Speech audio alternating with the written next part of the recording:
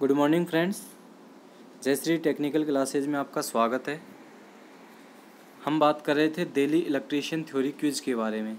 आज है 16 जून 2020 और टाइम हो रहा है सुबह के 6 बजे। हम बात कर रहे थे टेक्निकल क्विज के बारे में। आज का जो पार्टीशन रहेगा वो रहेगा 4 नंबर का, और आज हम बात करेंगे सेल और बैटरी के बहुत ही महत्वपूर्ण क्वेश्चनों के साथ की सीरीज की। ठीक है दोस्तों, तो आइए स्टार्ट करते हैं। Question number first. तो दोस्तों कल हमने बात की थी क्वेश्चन नंबर 16 तक के लिए, 15 तक के लिए। आज हम बात करेंगे क्वेश्चन नंबर 16 से लेकर के। ठीक है, तो क्वेश्चन नंबर 16 की बात करते हैं। बैटरी का न्यूनतम वोल्टेज डिस्चार्ज के समय कितना होना चाहिए? बैटरी का न्यूनतम वोल्टेज डिस्चार्ज के समय कितना होना चाहिए? ए 1.8, बी 2.2, सी 1.5 और डी नॉन, इनमें से कोई नहीं। तो बैटरी का न्यूनतम वोल्टेज है जो कितना होना चाहिए? 1.8 वोल्ट होना चाहिए।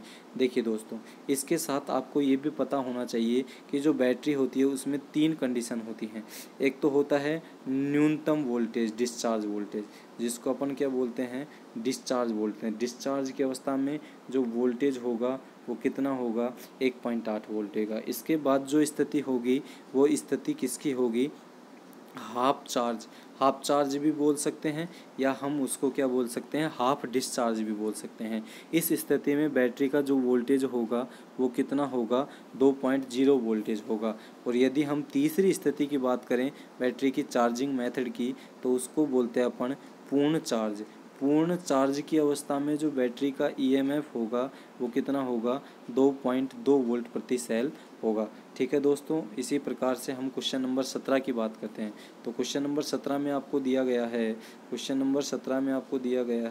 कि बैटरी का पूर्ण वोल्टेज चार्ज की स्थिति में कितना होगा। अभी मैंने आपको बताया था कि बैटरी का पूर्ण स्थिति में चार्ज में ईएमएफ कितना होगा। इसका राइट आंसर होगा ऑप्शन नंबर बी, 2.2 वोल्टेज। ठीक है, नेक्स्ट क्वेश्चन की बात करते हैं। क्वेश्चन नंबर 18, और क्वेश्चन नंबर 18 क्या है? शुष्क सेल है, निम्न में से शुष्क सेल है कौन सा है? ए प्राथमिक सेल, बी द्वितीयक सेल, सी तृतीयक सेल और डी नॉन, इनमें से कोई नहीं। तो शुष्क सेल जो होता है उसको बोलते हैं अपन ड्राई सेल। ड्राई सेल कौन सा है? ड्राई सेल एक प्राथमिक प्रकार का सेल है। नेक्स्ट क्वेश्चन की बात करते हैं, क्वेश्चन नंबर 19, और क्वेश्चन नंबर 19 इस प्रकार से है कि रासायनिक ऊर्जा का विद्युत ऊर्जा में परिवर्तन किसके द्वारा होता है? रासायनिक ऊर्जा को विद्युत ऊर्जा में चेंज करना है तो किसके द्वारा होगा? सेल के द्वारा रासायनिक ऊर्जा को विद्युत ऊर्जा में चेंज किया जा सकता है। नेक्स्ट क्वेश्चन की बात करते हैं, क्वेश्चन नंबर 20। ठीक है, क्वेश्चन नंबर 20 क्या है कि शुष्क सेल में जो विद्युत ऊर्जा संग्रहित होती है वह ऊर्जा कौन सी होती है? जो शुष्क सेल आता है, जो अपन जिसको बोलते हैं ड्राई सेल। ड्राई सेल किस में लगता है? घरेलू परिपथों में, घड़ियों में, दीवार घड़ी में लगाया जाता है। तो इस प्रकार के जो शुष्क सेल है उसमें ऊर्जा संग्रहित होती है, वह ऊर्जा कहाँ से, किस रूप में संग्रहित होती है? रासायनिक ऊर्जा के रूप में संग्रहित होती है। नेक्स्ट क्वेश्चन की बात करते हैं, क्वेश्चन नंबर 21। क्वेश्चन नंबर 21 क्या है? मेरे को दिया गया है कि विद्युत अपघटन की क्रिया में किसी इलेक्ट्रोड पर पदार्थ की मात्रा संपूर्ण प्रवाहित आवेश के अनुक्रमानुपाती होती है। जो पदार्थ की मात्रा होगी वो आवेश के अनुक्रमानुपाती होगी। तो आपने सूत्र पढ़ा होगा सेल एंड बैटरी के अंदर, कौन सा सूत्र पढ़ा होगा? Q बराबर ZIT। Q बराबर ZIT। जो द्रव्यमान की मात्रा है वो किसके बराबर होती है? किसके अनुक्रमानुपाती होती है? कूलाम की समानुपाती होती है। तो ये जो नियम है ये किस प्रकार का नियम है? इसका जो राइट आंसर होगा फैराडे का प्रथम नियम में क्या होता है कि पदार्थ की संपूर्ण मात्रा है जो आवेश के समानुपाती होती है। नेक्स्ट क्वेश्चन की बात करेंगे तो नेक्स्ट क्वेश्चन आपको दिया गया है।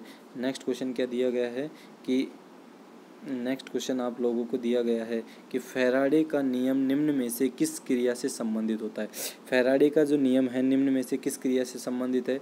तो किस क्रिया से संबंधित है? इलेक्ट्रोलाइसिस क्रिया से संबंधित है। जो फैराडे का नियम है वो इलेक्ट्रोलाइसिस से संबंधित है। इसके बाद बात करते हैं क्वेश्चन नंबर 23 की, और क्वेश्चन नंबर 23 आपके सामने दिया गया है कि क्वेश्चन नंबर 23 की बात करते हैं। क्वेश्चन नंबर 23 ये रहा। शुष्क सेल बैटरी में निम्नलिखित में से किन विद्युत अपघटों का प्रयोग किया जाता है। जो शुष्क सेल की बैटरी होती है, जिसको अपन ड्राई सेल बोलते हैं, जो प्राथमिक प्रकार का एक सेल है, इसमें निम्न में से विद्युत अपघटों का प्रयोग किया जाता है। शुष्क सेल में कौन से विद्युत, A ammonia chloride, B zinc chloride, C A और बी दोनों, और डी सोडियम क्लोराइड। तो जो शुष्क सेल होता है, शुष्क सेल में कौन कौन सा जो अपघटक है, अपघटक क्या बोलते हैं, इलेक्ट्रोलाइट को, जिसमें विद्युत धारा प्रवाहित की जाती है। तो उसमें अमोनिया क्लोराइड भी आएगा और जिंक क्लोराइड भी आएगा। तो इसका जो राइट आंसर होगा ऑप्शन नंबर सी इसका राइट आंसर हो जाएगा। नेक्स्ट की बात करते हैं, क्वेश्चन नंबर 24। किरचॉफ का धारा नियम आधारित होता है। किरचॉफ का धारा नियम की बात कर रहे हैं, किसके ऊपर आधारित होता है, ऊर्जा संरक्षण के सिद्धांत पर, द्रव्यमान संरक्षण के, संवेग संरक्षण के, इनमें से कोई नहीं। तो इसका जो राइट आंसर होगा वो क्या होगा, इनमें से कोई नहीं। जो किरचॉफ का धारा नियम है वो इनके से, इन जो ऑप्शन दिए गए हैं इनमें से किसी के ऊपर भी काम नहीं करता है। नेक्स्ट क्वेश्चन की बात करें, क्वेश्चन नंबर 25 कि डेनियल सेल का वोल्टेज कितना होता है। तो डेनियल जो सेल होता है, इस डेनियल सेल का वोल्टेज ए 1.15 वोल्ट, बी 1.2 वोल्ट, सी 1.1 वोल्ट, डी 1.2 वोल्ट। तो जो डेनियल सेल होता है, डेनियल सेल का वोल्टेज कितना होता है, 1.1 वोल्ट डेनियल सेल का वोल्टेज होता है। नेक्स्ट क्वेश्चन की बात करेंगे, क्वेश्चन नंबर 26 कि शुष्क सेल का वोल्टेज कितना होता है। शुष्क सेल का वोल्टेज की बात करेंगे तो 1.5 वोल्ट होता है। शुष्क सेल का वोल्टेज 1.5 वोल्ट होता है। नेक्स्ट क्वेश्चन की बात करेंगे, डेनियल सेल में कैथोड के रूप में काम में लिया जाता है। जो डेनियल प्रकार का सेल है उसमें कैथोड के रूप में किसको काम में लिया जाएगा, भाई कैथोड के रूप में जिंक की छड़ का यूज किया जाएगा। इसमें डेनियल सेल में कैथोड के रूप में जिंक की छड़ को प्रयोग में लिया जाता है। नेक्स्ट क्वेश्चन की बात करें, क्वेश्चन नंबर 28 शुष्क सेल में कैथोड के रूप में किसको काम लिया जाता है। भाई शुष्क सेल में कैथोड के रूप में जस्ते के पात्र को यूज में लिया जाएगा। जो ड्राई सेल होता है उसमें जो पात्र बना होता है, वोल्टामीटर बना होता है, वो किस प्रकार का होता है, जस्ते का पात्र का बनाया जाता है। नेक्स्ट क्वेश्चन की बात करेंगे, क्वेश्चन नंबर 29 डेनियल सेल में प्रयोग किया जाता है। डेनियल जो सेल होता है उस डेनियल सेल में किसका प्रयोग किया जाता है, अमोनिया क्लोराइड, जिंक क्लोराइड, गंधक का अम्ल, उपयुक्त सभी। डेनियल सेल में किसका यूज करेंगे अपन, गंधक के अम्ल का। इसको क्या बोलते हैं, और अपन H2SO4 सल्फ्यूरिक अम्ल या गंधक के अम्ल का यूज डेनियल सेल में किया जाता है। नेक्स्ट क्वेश्चन की बात करूं तो नेक्स्ट क्वेश्चन है क्वेश्चन नंबर 13 विध्रुवक के रूप में कार्य करता है। विध्रुवक के रूप में, इसको बोलते हैं डीपोलराइजर के रूप में। किसका कार्य करते हैं, डीपोलराइजर के रूप में MnO2 मैग्नीज डाइऑक्साइड का प्रयोग विध्रुवक के रूप में करते हैं। नेक्स्ट क्वेश्चन की बात करते हैं, क्वेश्चन नंबर 31। और क्वेश्चन नंबर 31 अपने पास इस प्रकार से है। क्वेश्चन नंबर 31 की बात करते हैं। क्वेश्चन नंबर 31 दिया गया है, क्वेश्चन नंबर 31 दिया गया है कि लैक्लांसी सेल में विद्युत वाहक बल कितना होता है। लैक्लांसी जो सेल होता है उसमें विद्युत वाहक बल कितना होता है, ए 1.46 वोल्ट, बी 1.64 वोल्ट, सी 1.86 वोल्ट और डी 1.8 वोल्ट। तो इसका जो राइट आंसर होगा वो होगा 1.46 वोल्ट। ठीक है, लैक्लांसी सेल का ईएमएफ कितना होता है, 1.46 वोल्टेज होता है लैक्लांसी सेल का ईएमएफ। नेक्स्ट क्वेश्चन की बात करें तो क्वेश्चन नंबर 32। तो 32 क्वेश्चन क्या है, रासायनिक तुल्यांक।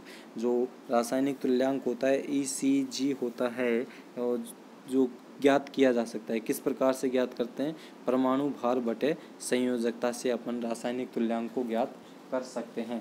रासायनिक तुल्यांक को ज्ञात किस मेथड से कर सकते हैं भाई, रासायनिक तुल्यांक को ज्ञात कर सकते हैं परमाणु भार बटे संयोजकता। नेक्स्ट क्वेश्चन की बात करते हैं। नेक्स्ट क्वेश्चन है 33 और 33 क्वेश्चन क्या है कि डिस्चार्ज बैटरी का आंतरिक प्रतिरोध कितना होता है।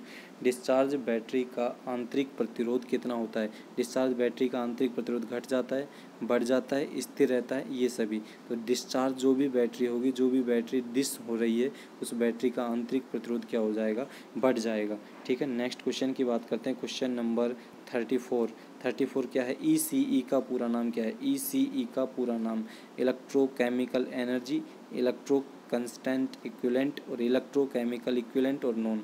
तो इसका जो राइट आंसर होगा option number C, electrochemical equivalent इसका जो राइट आंसर होगा ECE का, विद्युत रासायनिक तुल्यांक।